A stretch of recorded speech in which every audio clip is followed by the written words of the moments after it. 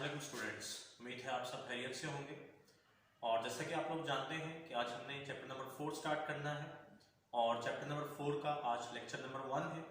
तो स्टूडेंट्स, अगर आप चैप्टर नंबर 4 का टाइटल देखें तो इस चैप्टर का टाइटल है वर्क एंड एनर्जी। अब ये वर्क एंड एनर्जी तकरीबन एक ही चीज के दो नाम हैं। ये दोनों चीजें तकरीबन एक जैसी हैं।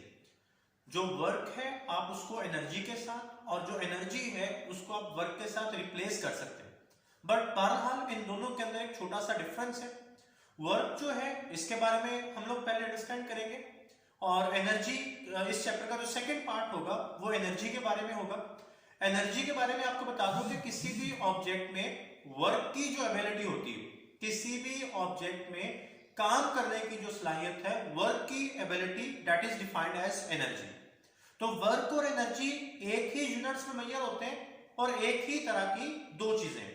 तो अब ये दोनों चीजें एक साथ पाई जाती हैं, तो इसलिए इस चैप्टर का नाम भी वर्क एंड एनर्जी रखा है। अब इस चैप्टर में सबसे पहले हम लोग अंडरस्टैंड करेंगे work and work done bye constant force. तो हम अपना फर्स्ट लेक्चर चैप्टर 4 का स्टार्ट करते हैं और इसमें सबसे पहले वर्क की डेफिनेशन है। हमें वर्क को अंडरस्टैंड करना है कि वर्क क्या है। हम लोग अपनी रोजमर्रा जिंदगी में जब वर्क का लफ्ज इस्तेमाल करते हैं, जब हम लोग वर्क का वर्ड यूज करते हैं, तो आम तौर पर इसका मतलब समझा जाता है कि कोई भी मेंटल और फिजिकल एफर्ट, मतलब कोई भी एक ऐसा काम, कोई भी एक ऐसी जॉब जिसमें आपका माइंड यूज हो रहा है या जिसमें आपकी कोई फिजिकल एफर्ट है, आपकी बॉडी को कोई वर्क करना पड़ रहा है, कोई मूवमेंट है आपकी बॉडी की इन्वॉल्व जिसमें, तो कोई भी एक ऐसी चीज जो है वो काम कहलाएगी। कोई भी एक ऐसी एक्टिविटी जिसमें आपकी मेंटल एफर्ट या आपकी फिजिकल एफर्ट शामिल हो जाती है, that is defined as work. लेकिन स्टूडेंट्स, साइंस में वर्क का यह मतलब नहीं है। साइंस ऐसी जो मेंटल एफर्ट है या कोई भी ऐसी फिजिकल एफर्ट जिसमें दो पर्टिकुलर जो चीजें हैं वो शामिल नहीं होती, साइंस उनको वर्क नहीं मानती। तो हम इसका रिवर्स कहते हैं कि वर्क हमारे पास एक ऐसी चीज है जिसमें ये दो फिजिकल क्वांटिटीज इन्वॉल्व हो। पहली जो है वो फोर्स और दूसरी डिस्प्लेसमेंट। तो हमारे मेंटल एफर्ट में आप देख लें, कोई फोर्स या डिस्प्लेसमेंट इन्वॉल्व नहीं होगा। आप एक जगह पे बैठ के कुछ सोच रहे हैं, आप कहेंगे कि जी आप बहुत काम कर रहे हैं क्योंकि आप सोच रहे हैं, लेकिन फिजिक्स कहेगी, साइंस कहेगी कि आप कोई वर्क नहीं कर रहे। क्यों? क्योंकि ना तो आपके ऊपर कोई फोर्स लग रही है और ना आपकी बॉडी में कुछ डिस्प्लेसमेंट आ रहा है। तो कोई भी एक एक्टिविटी जिसमें फोर्स और डिस्प्लेसमेंट ये दो क्वांटिटीज इन्वॉल्व हो, उसको हम नाम देंगे वर्क का। अब बच्चों, ये जो फोर्स है इसकी दो टाइप्स हो सकती हैं। एक हमारे पास होगी कांस्टेंट फोर्स, दूसरी होगी हमारे पास वेरिएबल फोर्स। बच्चों, ये जो कांस्टेंट फोर्स है, फोर्स के बारे में आप लोग जानते हैं, ये एक वेक्टर क्वांटिटी है और इसका मैग्नीट्यूड और इसकी एक प्रॉपर डायरेक्शन होगी। तो कांस्टेंट फोर्स का मतलब है एक ऐसी फोर्स जिसका ना तो मैग्नीट्यूड चेंज होगा और ना ही इसकी डायरेक्शन चेंज होगी। लेकिन जो वेरिएबल फोर्स है, अब इसका मैग्नीट्यूड भी चेंज हो सकता है और इसकी डायरेक्शन भी चेंज हो सकती है। तो इस चैप्टर में जो पहला टॉपिक है हमारा 4.1 का, यह है work done bye constant force. कि अगर किसी ऑब्जेक्ट के ऊपर कांस्टेंट फोर्स लगती है, कांस्टेंट फोर्स से मुराद एक ऐसी फोर्स है जिसका मैग्नीट्यूड भी फिक्स रहेगा, कांस्टेंट रहेगा, और जिसकी डायरेक्शन भी फिक्स रहेगी। तो अगर किसी ऑब्जेक्ट के ऊपर एक ऐसी कांस्टेंट फोर्स लगती है, तो उस कांस्टेंट फोर्स से होने वाला जो वर्क है वो आप कैसे कैलकुलेट करेंगे, इसका फॉर्मूला हमारे पास क्या होगा। तो अब सबसे पहले जो कांस्टेंट फोर्स का वर्क है उसकी डेफिनेशन लिखी गई है, आपकी बुक में भी ये डेफिनेशन मौजूद है, मैंने यहां पे दोबारा लिख दी है कि work done on an object by a constant force is defined as the product of magnitude of displacement। देखिए यहां पे मैंने magnitude के वर्ड्स नहीं लिखे, लेकिन वो डेफिनेशन में शामिल है। The product of magnitude of displacement and component of force in the direction of displacement। यानी आप जब ऑब्जेक्ट के ऊपर फोर्स अप्लाई करेंगे, अब वो फोर्स लाजमी तौर पर कांस्टेंट होनी चाहिए, उस फोर्स का मैग्नीट्यूड और उसकी डायरेक्शन सेम रहने चाहिए। तो उस फोर्स की वजह से वो ऑब्जेक्ट जो डिस्प्लेसमेंट कवर करेगा, आप उस डिस्प्लेसमेंट का मैग्नीट्यूड ले लेंगे और फिर डिस्प्लेसमेंट के उस मैग्नीट्यूड को फोर्स के उस कंपोनेंट के साथ मल्टीप्लाई करना है जो कंपोनेंट डिस्प्लेसमेंट की डायरेक्शन में होगा। तो ये दोनों के जो प्रोडक्ट हमारे पास आएगी, this is known as work done by the constant force. अब जो कि यहाँ पे फोर्स कांस्टेंट है तो इसलिए मैं इसको नाम ले रहा हूं work done bye constant force का। ये देखिए इस डायग्राम से आपको इसकी डेफिनेशन एक्सप्लेन की गई है। ये मैं कहता हूं मेरे पास कोई एक ब्लॉक है जिसका मास कुछ भी हो सकता है, मैंने यहाँ पे मेंशन नहीं किया हुआ क्योंकि मास जरूरी नहीं है। और इसके ऊपर ये देखिए मैंने फोर्स अप्लाई कर दिया। अब ये फोर्स जो है ये तिरछी अप्लाई की गई है, तिरछी इस तरह अपवर्ड डायरेक्शन में अप्लाई की गई। जस्ट लाइक आप किसी एक चेयर को पकड़ के खींच रहे हैं तो ये फोर्स जो एक्ट कर रही होगी अलोंग योर आर्म, आपके आर्म के अलोंग में एक्ट कर रही होगी। तो ये ब्लॉक को इसी तरह मैं पकड़ के खींच रहा हूं तो ये मेरी आर्म के अलोंग में फोर्स इसके ऊपर एक्ट कर रही है। तो ये फोर्स इस तरह से जा रही है। अब ये हॉरिजॉन्टल लाइन है तो ये फोर्स इस हॉरिजॉन्टल लाइन के साथ थीटा डिग्री का एंगल बना रही है। लेकिन इस फोर्स की वजह से ये ब्लॉक यहां से मूव करके इस पॉइंट पे आ जाता है। तो देखिए यही हॉरिजॉन्टल लाइन ही डिस्प्लेसमेंट के वेक्टर को भी रिप्रेजेंट कर रही है। तो मैं कह सकता हूं कि चूंकि displacement along the horizontal line है तो इसलिए डिस्प्लेसमेंट का वेक्टर और हॉरिजॉन्टल लाइन सेम बना देगी। अच्छा अब यहां पे देखिए डिस्प्लेसमेंट ये मेरे पास आ गई। अब मुझे फोर्स और डिस्प्लेसमेंट के दरमियान एंगल देखना है। तो आप लोग जानते हैं कि जब भी आपने दो वेक्टर्स के दरमियान एंगल चेक करना होता है तो आप उन दोनों वेक्टर्स की टेल्स को आपस में मिला देते हैं। तो यहां पे देखते हैं ऑलरेडी फोर्स और डिस्प्लेसमेंट की टेल्स मिल चुकी है तो इन दोनों के दरमियान यहां पे एंगल थीटा बन रहा है। तो फोर्स और डिस्प्लेसमेंट के दरमियान एंगल बन गया थीटा। अब ये फोर्स ये मेरे पास जो मैंने ब्लू कलर में ड्रॉ किया है this is the F cos theta, इस फोर्स का एक्स कंपोनेंट, और ये जो कंपोनेंट बनेगा this is the Y component F sine theta. But अगर हम यहां पे गौर करें तो स्टूडेंट्स ये जो ब्लॉक है ये along the horizontal line move कर रहा है। तो इसका मतलब ये जो एफ कॉस थीटा है ये इस ब्लॉक को मूव करवाएगा और एफ साइन थीटा का कोई इफेक्ट यहां पे नजर नहीं आएगा। तो फिर हमारे क्योंकि अगर एफ साइन थीटा का इफेक्ट नजर आता तो ब्लॉक शुड गो अप, तो ब्लॉक को ऊपर जाना चाहिए था बट ब्लॉक ऊपर नहीं गया, अलोंग द हॉरिजॉन्टल लाइन आगे गया।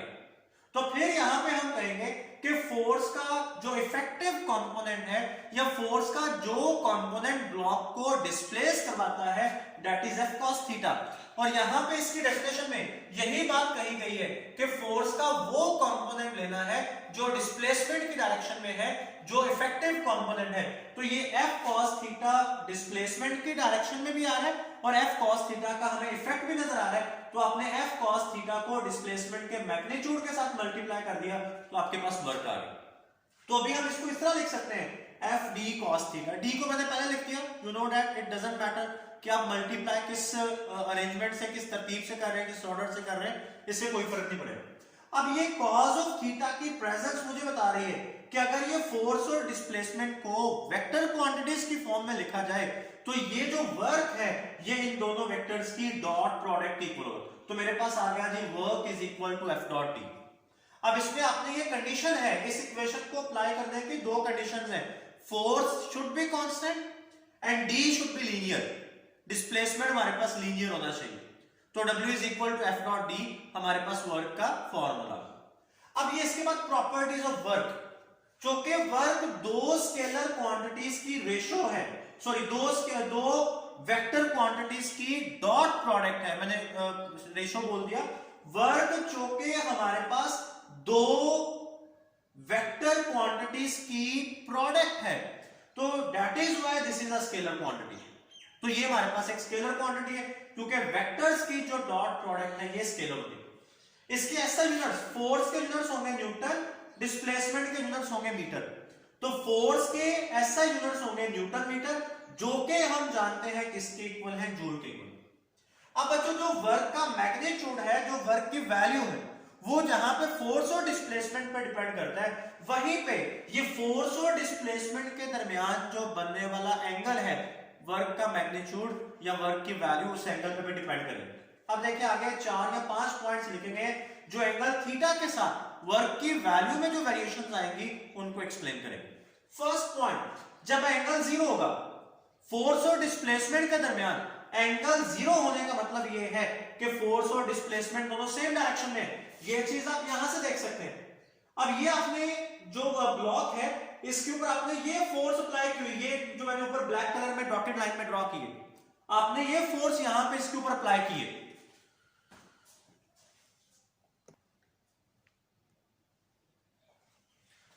तो स्टूडेंट्स आप देख सकते हैं कि जब आपने ये फोर्स अप्लाई की और इस फोर्स की वजह से ये डिस्प्लेसमेंट कवर हुआ, तो मैंने इस फोर्स को जब नीचे लाके ड्रॉ किया तो मैंने देखा कि फोर्स और डिस्प्लेसमेंट सेम डायरेक्शन में आ रहे हैं। तो जब फोर्स और डिस्प्लेसमेंट सेम डायरेक्शन में आ रहे हैं तो इन दोनों के दरमियान एंगल 0 डिग्री बनेगा, और आप लोग जानते हैं कि cos ऑफ 0 1 होगा, तो हमारे पास जो वर्क है ये मैक्सिमम हो गया, वर्क पॉजिटिव है एंड मैक्सिमम। सेकंड मैंने कहा जो work is positive for theta is less then 90, जब तक फोर्स और डिस्प्लेसमेंट के दरमियान एंगल 90 डिग्री से लेस रहेगा वर्क हमारे पास पॉजिटिव रहेगा, क्योंकि तब तक हमारे पास cos ऑफ थीटा की वैल्यू पॉजिटिव रहेगी। लेकिन बच्चों जैसे ही जो हमारे पास एंगल थीटा है ये 90 डिग्री हो जाएगा, जैसे ही जो एंगल है वो 90 डिग्री या 270 डिग्री होगा तो वर्क 0 हो जाएगा। अब देखिए इसकी एक एग्जांपल उसने हमारी बुक में भी लिखी हुई है कि जी वर्क डन ऑन अ पेल, आप पानी से भरी हुई एक बाल्टी ले लें, उसको आप पकड़ के ऊपर उठा रहे हैं और ऊपर उठा के आप आगे चल रहे हैं। अब आप लोग जो फोर्स लगा रहे हैं वो अपवर्ड डायरेक्शन में है, डिस्प्लेसमेंट जो हो रहा है वो आगे की तरफ हो रहा है। तो देखिए फोर्स और डिस्प्लेसमेंट आप इन दोनों की टेल्स को ड्रॉ करेंगे तो इनके दरमियान एंगल 90 डिग्री बन जाएगा। तो जब इनके दरमियान एंगल 90 डिग्री बन जाएगा तो वर्क 0 हो जाएगा। अब देखिए आप पानी की बाल्टी उठा के चल रहे हैं, आप बहुत वर्क कर रहे हैं, लेकिन फिजिक्स कहती है कि आपने कोई वर्क नहीं किया। क्यों कोई वर्क नहीं किया? क्योंकि फोर्स और डिस्प्लेसमेंट के दरमियान एंगल 90 डिग्री बने। अब जहां पे हमारी बुक में उसने ये वाली पेड़ वाली एग्जांपल लिखी है, वहीं पे एक और एग्जांपल उसने दी कि अगर आप किसी एक वॉल को इस तरह से पुश करना शुरू कर दें तो देखिए वॉल आप फोर्स लगा रहे हैं बट डिस्प्लेसमेंट कवर नहीं हो रहा, तो तब भी वर्क जो होगा वो 0 होगा। अब उसके बाद उसने कहा कि work is negative for theta greater than 90 and less than 270। बच्चों जब तक एंगल 90 और 270 के बीच में रहेगा तो वर्क हमारे पास नेगेटिव आ रहा होगा। अच्छा यहां पे नेगेटिव वर्क का मतलब ये है कि फोर्स और डिस्प्लेसमेंट एक दूसरे की ऑपोजिट डायरेक्शन में जा रहे हैं। जैसे यहां पे देखें work is maximum but negative for angle theta is less than theta is equal to 180 degree, कि जब हमारे पास एंगल फोर्स और डिस्प्लेसमेंट के दरमियान एंगल 180 डिग्री होगा। अब जो एंगल है वो 180 डिग्री होने का मतलब ये है कि अगर आप फोर्स इस डायरेक्शन में अप्लाई कर रहे हैं तो डिस्प्लेसमेंट इस डायरेक्शन में हो रहा है, तो फोर्स और डिस्प्लेसमेंट एंटी पैरेलल हो जाएंगे, तो तब हमारे पास वर्क मैक्सिमम तो होगा बट वर्क नेगेटिव होगा। अच्छा आप देखिए बेटे ये मैंने यहाँ पे बड़ा आसान करके इसको बनाने की कोशिश की है। ये एक वेवफॉर्म मैंने आपको बनाकर दिखाई हुई है, इसकी पिक्चर भी मेरे पास मौजूद है। आप अगर आपको यहाँ से नजर ना आए तो आप इसकी पिक्चर मेरे से ले सकते हैं। ये देखिए जब एंगल 0 है यहाँ पे मैंने एक्स एक्सिस के ऊपर एंगल को प्लॉट किया और वाई एक्सिस के ऊपर वर्क को प्लॉट किया। जब एंगल 0 है तो वर्क अपनी पॉजिटिव मैक्सिमम वैल्यू पे है प्लस डब्ल्यू मैक्स। जैसे एंगल 90 डिग्री हुआ वर्क 0 हो गया। जब एंगल 180 डिग्री हुआ तो वर्क हमारे पास नेगेटिव मैक्सिमम वैल्यू पे आ गया माइनस डब्ल्यू मैक्स। जब एंगल 270 हुआ तो वर्क हमारे पास 0 हो गया, और जब एंगल हमारे पास 360, अब 360 या 0 एक ही बात है, तो ये जब मेरे पास 360 हुआ एंगल तो वर्क फिर दोबारा अपनी पॉजिटिव मैक्सिमम वैल्यू पे आ गया। तो ये जितने पॉइंट्स आपको यहां से बना के बताए मैंने उनको यहाँ पे एक वेवफॉर्म की फॉर्म में आपके सामने ड्रॉ कर दिया। अगर आपको ये वेवफॉर्म याद रह जाए तो ये सारे पॉइंट्स आपको ऑटोमेटिकली याद हो जाएंगे। और अगर जो बच्चे मैथमेटिक्स पढ़ते हैं आप जानते होंगे कि ये मेरे पास cos ऑफ थीटा का ग्राफ है। जैसे अगर आप थीटा की वैल्यू को चेंज करते हुए cos ऑफ थीटा का ग्राफ प्लॉट करें तो इस तरह से ग्राफ बन रहा है, तो यहां से भी नजर आएगा कि जो वर्क है इसकी वैल्यू बिल्कुल इसी तरह से चेंज होगी जैसे cos ऑफ थीटा की वैल्यू चेंज हो रही होगी।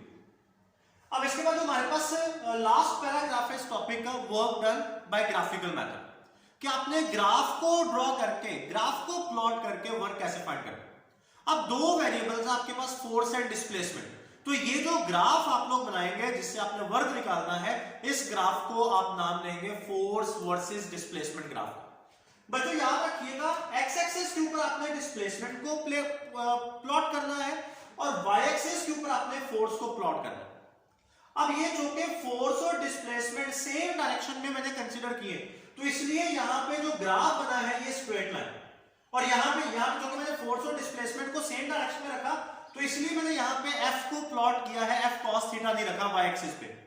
अगर फोर्स और डिस्प्लेसमेंट के दरमियान 0 डिग्री के अलावा कोई और एंगल बनना होता तो फिर मैं y एक्सिस के ऊपर f cos थीटा प्लॉट करता। अब चूंकि ये कांस्टेंट फोर्स है तो ये जो लाइन जो है मेरे पास जो फोर्स को रिप्रेजेंट कर रही है ये पैरेलल, ये स्ट्रेट लाइन है parallel to the displacement axis. तो ये जो मेरे पास स्ट्रेट लाइन आ गई, तो अगर मैं यहां से परपेंडिकुलर ड्रॉ कर लूं तो ये मेरे पास जो एरिया अंडर द ग्राफ बनेगा वो area of the rectangle OPQR बनेगा।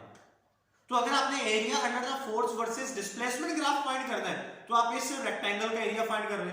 अब रेक्टेंगल का एरिया आपको पता है ये इक्वल होगा जो लेंथ मल्टीप्लाई बाय विड्थ, तो ये मेरे पास बनेगा फोर्स, ये मेरे पास बनेगा डिस्प्लेसमेंट, तो ये एरिया अंडर द ग्राफ जो है ये F * d के इक्वल आ जाएगा, तो जिसका मतलब होगा वर्क। तो मैं कह सकता हूं कि जब भी आपको फोर्स वर्सेस डिस्प्लेसमेंट ग्राफ दिया जाएगा और आपने उस फोर्स वर्सेस डिस्प्लेसमेंट ग्राफ उसके अंदर एरिया फाइंड करेंगे तो वो एरिया वर्क डन के इक्वल होगा। अब अगर आप इस ग्राफ की स्लोप फाइंड करेंगे, इस ग्राफ की स्लोप तो वैसे जो है हमारे पास 0 आएगी, लेकिन आपको ग्राफ किसी और अंदाज में भी तो दिया जा सकता है। आगे वाले टॉपिक में हम पढ़ेंगे कि हमारे पास वो स्ट्रेट इंक्रीजिंग लाइन बन रही होगी।